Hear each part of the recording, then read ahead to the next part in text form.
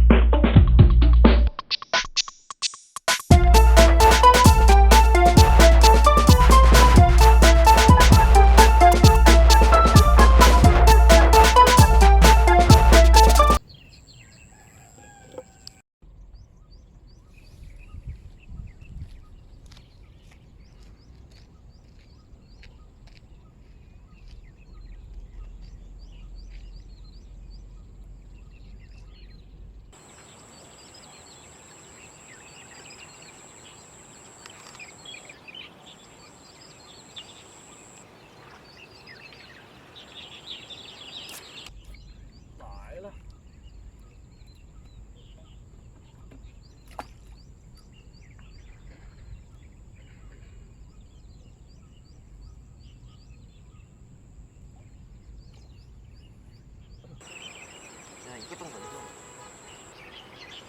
就是我速度慢了而已，速度有时不那么快了，不止这点鱼了。问题我现在我打不动了。然后那个打字环那里就老是产线。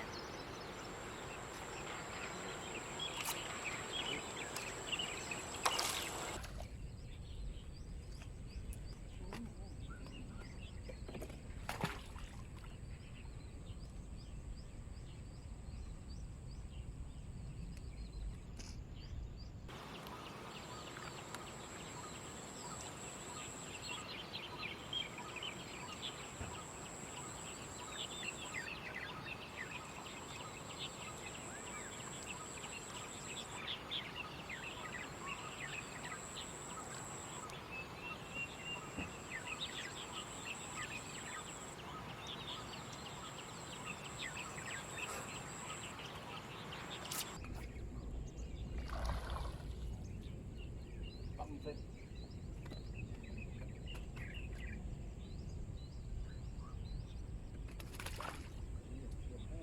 这真的是有意思。来，再给你拍个花絮。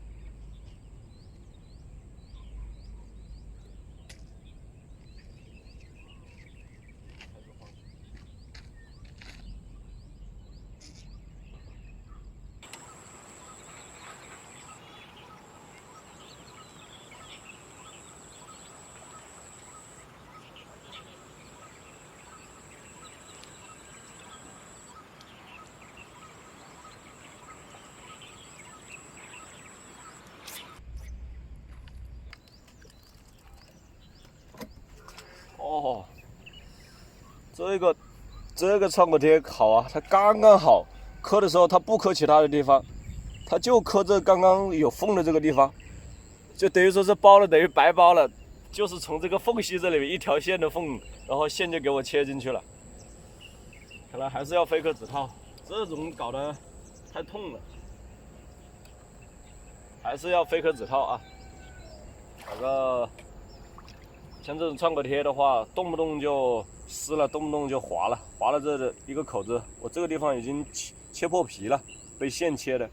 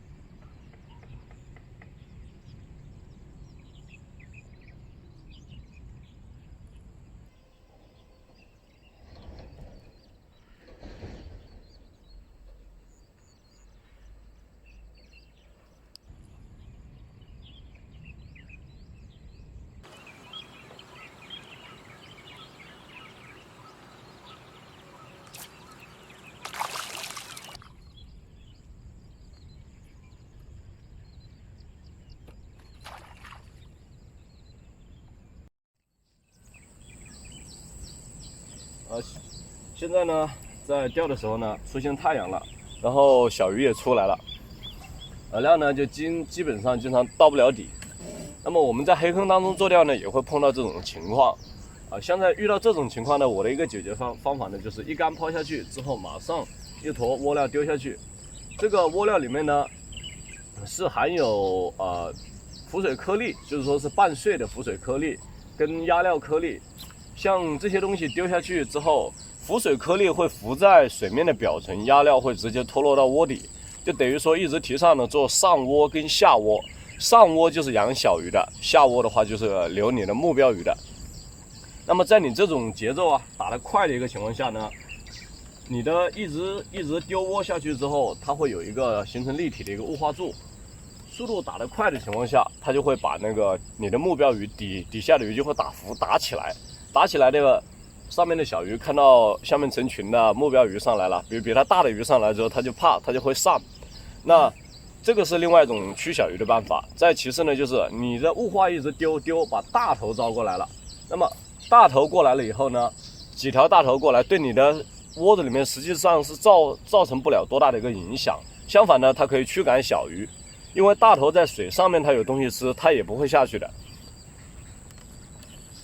再其次一点呢，就是小鱼的这一个习性的问题。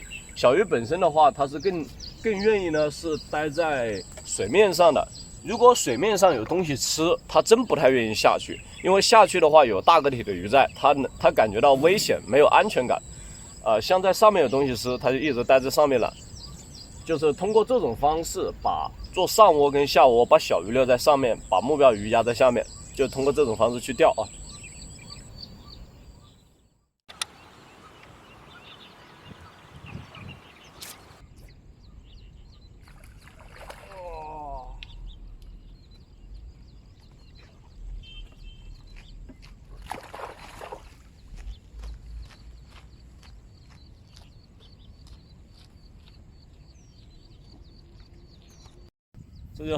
这就很神奇了啊！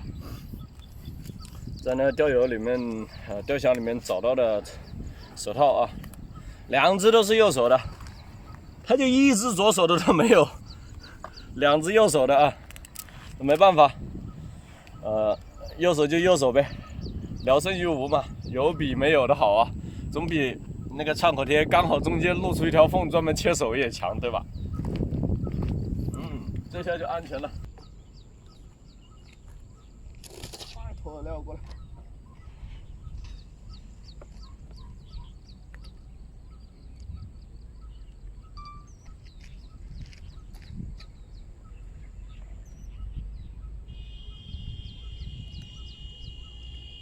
我靠，捏饵料都不方便捏。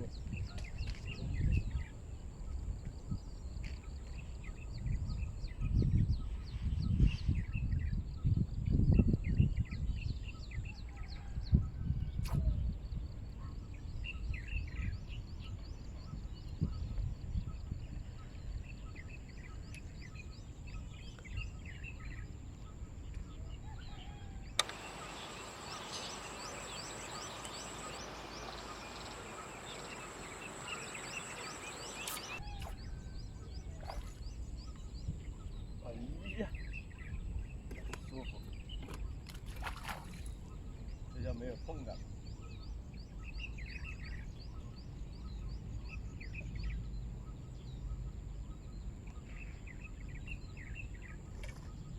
慢慢磨，慢慢磨，慢慢磨。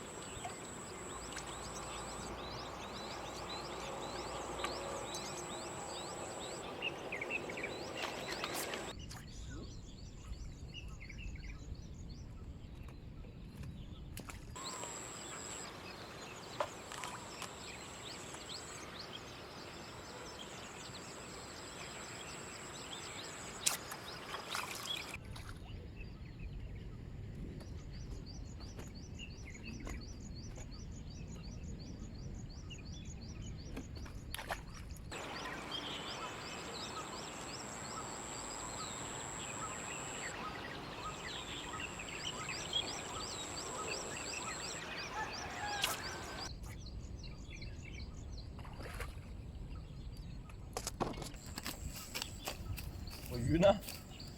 飞掉了。啊，太小了，不要。